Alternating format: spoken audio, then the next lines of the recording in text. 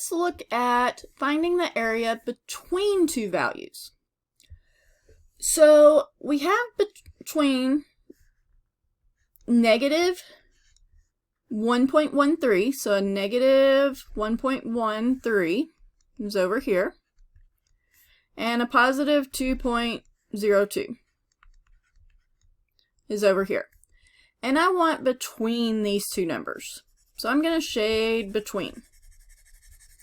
Okay, so when we want between them, and I go to look these numbers up, the one thing that we have to remember is that when I look up a negative 1.13, it is going to give me all of this.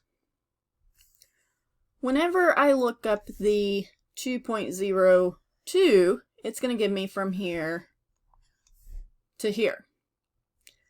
But I just want this part. So what we're going to do is we're going to look up both of these values and then we're going to subtract them. So let's start with looking up the negative 1.13. So we have a negative, and I'm going to look up a negative 1.1. So a negative 1.13, so 0, 1, 2, and 3. So that's a 0.1292. So this right here is a 0.1292. Now, then we need to look up the 2.02. So we go to our positive side, and we go to 2.0012. 0.9783. So this is a 0.9783. And again, I just want this part, so I need to take the larger one minus the smaller one. So I'm going to take a 9783 minus the 0.1292, and I will get a 0.8491. That's the area in here. So when you're doing between, you look up both numbers. You always have to take the larger minus the smaller, because remember that probabilities and area, which are the same, must be positive. You cannot have a negative area, a negative probability. So if you switch these two and get a negative, make sure that you go back and get a positive. Okay? Let's try another one. We want between a 0.56, and that's positive. So 0.56 is somewhere over here. And a 1.87 here. Okay, so we've got a 0.56 and a 1.87. So both of them are positive. So a 0.56, 1, 2, 3, 4, 5, 6 would be 0, 1, 2, 3, 4. There we go. That's what I was wondering. See, you gotta remember 0, 1, 2, 3, 4, 5, 6. Okay, so 0.7123. So we have this right here is a 0.7123. And then a 1.87, 1.8, 0, 1, 2, 3, 4, 5, 6, 7, 0.9693. So this one is a 0.9693.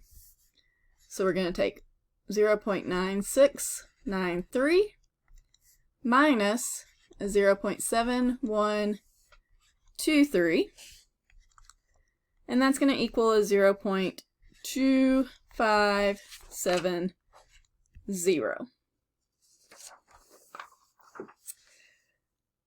Now the last one of these that I want to look at is actually where we're not getting an in-between or anything like that. We have the area less than a 0.28. So less than 0.28 is going to be to the left. I'm sorry, that's a negative 0.28. Forgive me. And then greater than a positive 0.94. So here's a 0.94, and we want greater than.